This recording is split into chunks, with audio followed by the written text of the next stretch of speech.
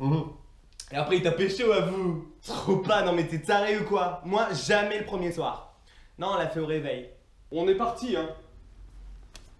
Frais. Et genre c'est un beau gosse le cum ou... Bah pas top top non plus quoi, un peu comme lui tiens, mais en plus mieux quand même. Les gens, on commence. Et il t'a laissé son numéro hein, ou... En fait il m'a dit que c'est lui qui m'appellerait parce qu'en ce moment il est en train de travailler sur un projet super spécial pour la NASA. Attends, j'ai sa photo. It's gonna be legendary. Yeah! Ça sent bon tout ça, wesh! Tête de ma mère, je suis sûr il va te rappeler le cum. Sûr! You! Mais tu fais Y5! Tu vas pas en parler! Surtout si c'est pour qu'on va parler de films qu'on comprend rien! Excuse-moi, mais je suis carrément d'accord avec lui, ok? Tu me préviens quand on va parler de foot, de bagarre ou de bagnole? Mais on va parler de bagnole. Non! Un Hummer! Une Mini? Un Porsche Cayenne? Non. Une Gran Torino. Ah, ok, mais laquelle dans Gran Turismo? Gran Torino. C'est Ross? Hein? Non, c'est une Ford. Ouais, c'est fort dans le chocolat. Allez, trace. Putain, mais y a jamais rien qui lui va, lui. Je suis super heureux de vous retrouver pour ce 6e épisode d'Halluciné. Et aujourd'hui, on va parler d'un réalisateur qui, jadis, tirait plus vite que son ombre. Non.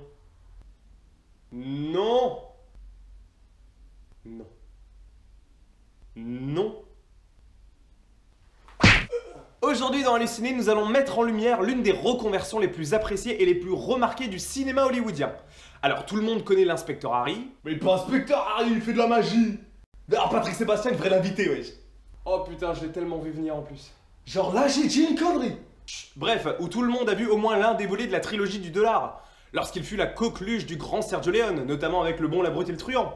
Eh bien la star du jour sait aussi bien manier la caméra que le Colt, et il nous l'a prouvé à maintes reprises. Alors qu'est-ce que Mystic River, Million Dollar Baby ou encore Invictus pourraient avoir en commun selon vous? On dirait trop des parfums de beau gosse par les séries de la seconde tout bois, ouais. Attends, il a vraiment dit ce que je viens d'entendre là? Bah, si je remets les syllabes dans l'ordre... Ouais, je crois bien, ouais. Dégueu quoi. Tous les mêmes, et y'en a. Une fois n'est pas coutume, on est déjà grave à la bourre, alors sans plus attendre, enclenchez le frein à main, mettez-vous au point mort et cachez l'autoradio dans la boîte à gants. Ouais, parce qu'aujourd'hui il sera pas question de vitesse, mais de rédemption. Je savais bien que tu t'aurais foutu de ma gueule, sale mytho. Eh ben ça fait un partout. Peintre et serrurier, phoque et chimpanzé, plante et presse-papier. Bienvenue Dans Halluciné.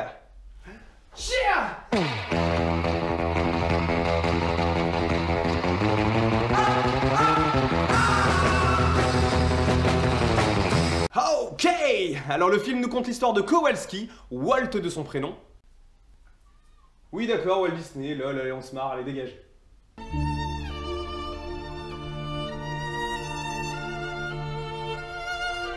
T'as pas l'impression que t'en fais un petit peu trop, non? Bref, Walt est un mécanicien retraité des usines Ford qui entretient méticuleusement une Ford Gran Torino de 1972. Sa particularité nous sera vite exposée parce qu'il voue une totale abjection envers le peuple asiatique, étant un ancien vétéran de la guerre de Corée. Et tu sais ce qu'il fait Oncle Benz là-bas, ouais? En Corée? Il rit parce que rit Corée. Je suis trop fort, ça merde. L'ami des petits déjeuners. Non? Ah, tu me fais peur. Bien tombé. Eh bien, les voisins directs de Walt sont une famille de Hmong, un peuple asiatique très attaché à ses coutumes ancestrales. Et pour que tout conflit soit évité, eh bien, il ne leur réclamera qu'une seule chose, que sa tranquillité demeure inviolée. En ouverture de film, eh bien, on nous présente sa progéniture. Deux fils qui n'attendent qu'une seule chose, eh ben, c'est que papy foute le camp d'hospice pour pouvoir se partager la vente de la maison, dans laquelle il vit seul avec sa chienne. Ils nous sont décrits comme superficiels. Putain, mais mon foulard va même pas avec ma robe! Hashtag trop deg! Insoucieux quant à la santé de leur père. Mais arrête de tousser, papa, c'est chiant! Je te demande le cryptogramme de ta carte! Se concentrant plutôt sur l'héritage que son bien-être. Chut, attends 2 secondes. Franchement, c'est trop des bâtards. Allô? Depuis le décès de sa femme, eh bien, il reçoit régulièrement la visite d'un curé qui a promis à sa défunte épouse de s'occuper de lui et de le confesser. Mais à chaque tentative, eh bien, il se heurte à un mur à la fois aigre et moqueur, qui lui avoue avoir arrêté de croire en Dieu depuis les horreurs vécues au front. Et moi aussi j'envoie des horreurs au front, wesh. Mais lâche-moi aussi avec ça, en plus on a le même, t'es con? Ouais, on a le même, c'est ça. Voilà. Mais revenons au voisinage. Nous nous focaliserons sur Tao, qui est un adolescent introverti, ainsi que sa grande sœur Sue, qui portera rapidement de l'affection à Walt, sans que son antipathie ne freine la cordialité de la demoiselle. Et bien au contraire.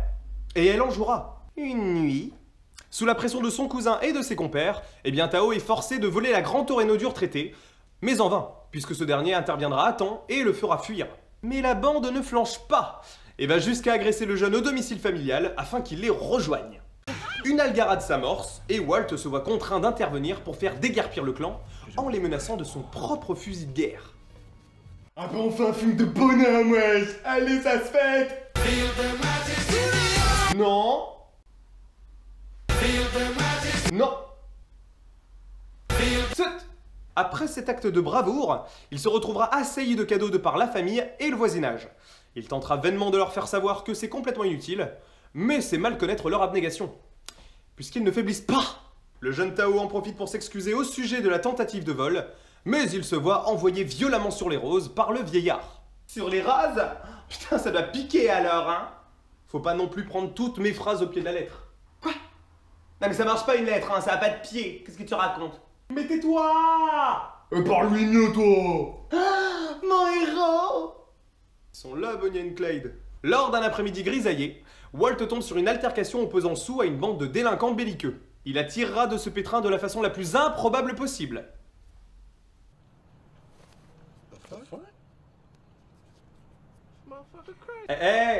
Ils étaient à 2 doigts de passer un mauvais quart d'heure. Non? Je cautionne pas. Non plus? Moi encore moins. Non, je déconne, après il sort le vrai calibre et il fout le camp. D'ailleurs, pour la petite anecdote, le jeune que vous voyez actuellement à l'écran est en fait le fils de Clint Eastwood. Ça te la coupe, hein? Non, ça va, parce qu'en fait, je m'en fous. Total. Ah ouais. Sur la route du retour, on décèle une certaine alchimie naissante entre ces deux personnages que tout oppose. Il en apprend un peu plus sur le peuple Hmong et se montre intéressé. Insoupçonnable. Et comme c'est son anniversaire et qu'il est seul, Sue le convie à un barbecue familial. C'est la merguez partie. Je crois que dans la vie, il y a des trucs dont on ne peut pas rire. Ce dîner est l'occasion pour Walt de se rapprocher de Tao et de lui pardonner son acte stupide à sa manière, en lui donnant 2-3 filons pour séduire l'une des filles qui lui a tapé dans l'œil.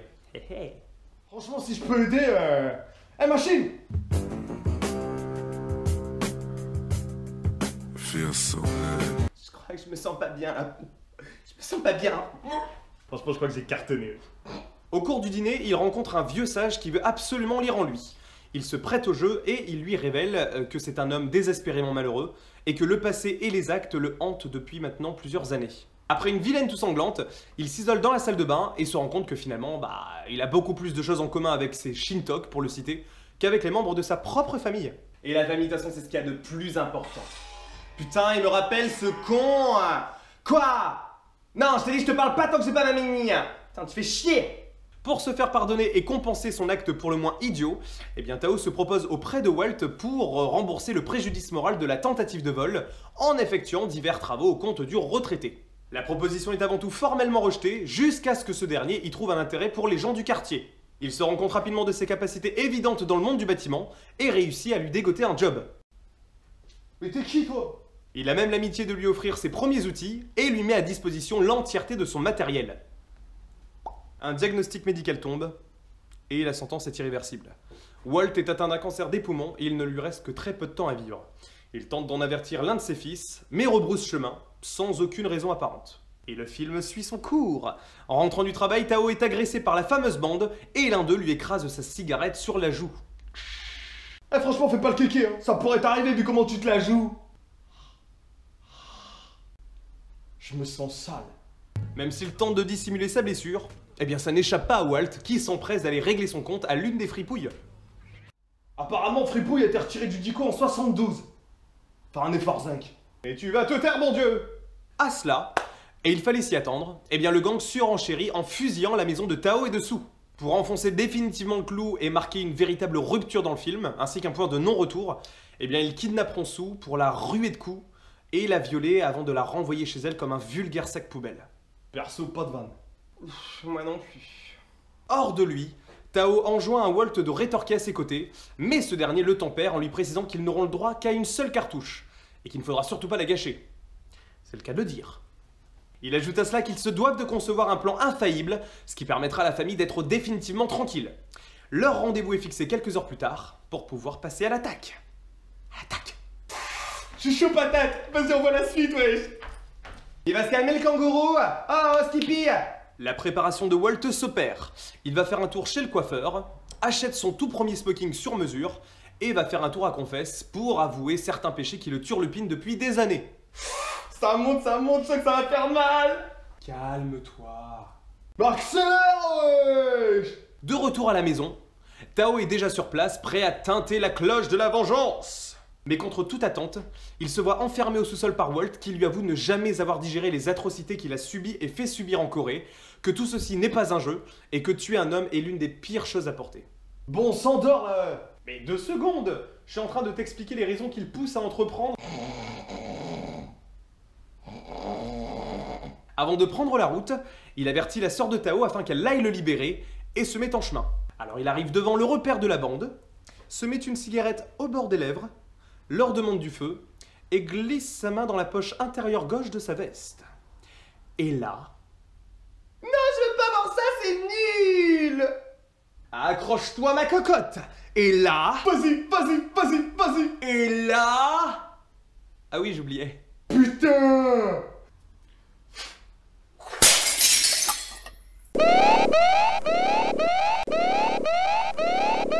Je disais donc, il glisse sa main dans sa poche de veste, et là...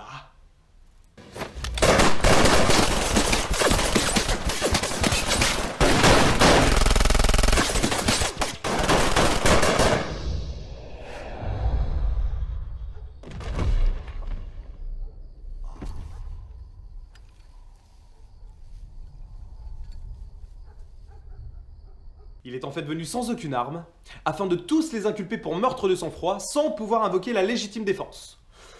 Résultat, bon après moi je m'y connais pas de ouf en juridiction américaine, mais là on est parti pour une bonne trentaine d'années de tranquillité. Waouh! Comment ça, wow? C'est tout? Tu te fous de ma gueule? Tu sais, parfois les victoires pacifistes sont les plus belles. Mais t'es vache à toi, moi je voulais du sang, de la bagarre et des gros flingues, wesh. Mais justement, c'est parce que toi et d'autres voulaient ça que c'est encore plus beau. Et puis pâté ton film, vas-y, moi j'ai regardé Terminator avec Schwarzy. Lui c'est pas une tapée. Psst, moi je suis de ton côté, hein. Cette fin elle est bien plus mieux. Arrête avec ce plus mieux. Eh oui, cette fin, pour tout spectateur lambda je pense, est complètement inattendue. L'un des seuls indices qui pourrait vous mettre la puce à l'oreille concerne le cancer de Walt. C'est vrai parce qu'à ce stade-là du film, il a plus rien à perdre, même pas la santé. Mais à part cela... Effectivement, eh bien, on n'attend qu'une seule chose, c'est que toute la petite clique là se fasse dérouiller dans une 8e édition de Saw, tant on éprouve une haine innommable à leur égard, après les atrocités auxquelles ils se sont prêtés sur Sue. C'est complètement inhumain. Les enculés. Eh ben dis donc, tu vas pas de main forte. Main morte. Main morte. Et puis quand t'es prof de français, Mister Grand Front. Bah, comment il t'a cassé?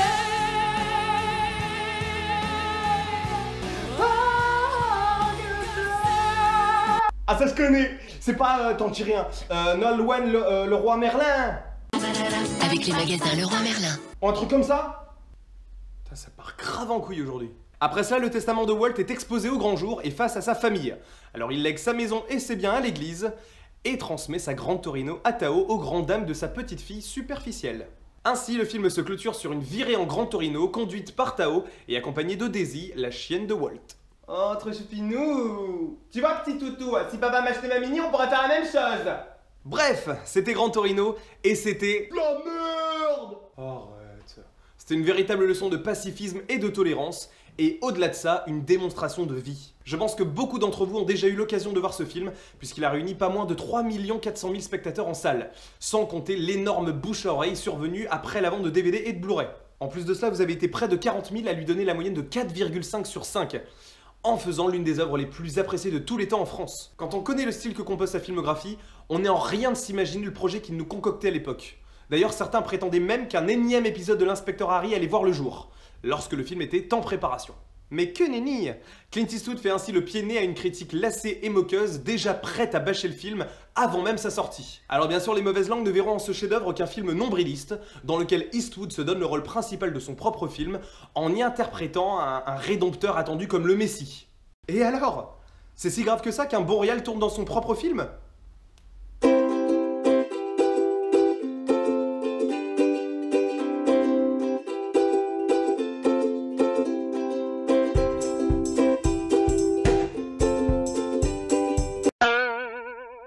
Personnellement, je vois ce Gran Torino d'un œil beaucoup moins accusateur, plutôt comme un pamphlet contre une société intolérante qui ne voit pas plus loin que le bout de son nez. Ici, la morale est très simple. Répondre à la violence par la violence ne résout rien. Il vaut mieux reculer pour mieux sauter avec de l'intelligence et en s'armant de pacifisme. Et ce fut une belle claque criante de vérité que l'on souhaiterait voir davantage au cinéma. Et pour ce film et le reste d'une filmographie finement sélective, bravo Clint.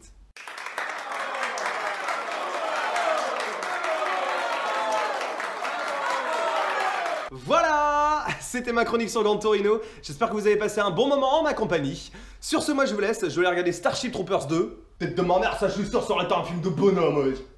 De bonhomme en mousse alors. Le petit bonhomme en mousse qui s'élance et rate le plongeoir. Bisous. Portez-vous bien, ciao. Et regardez Gran Torino, vous allez halluciner. That's what I said now, princess, princess who adore you. Just go ahead.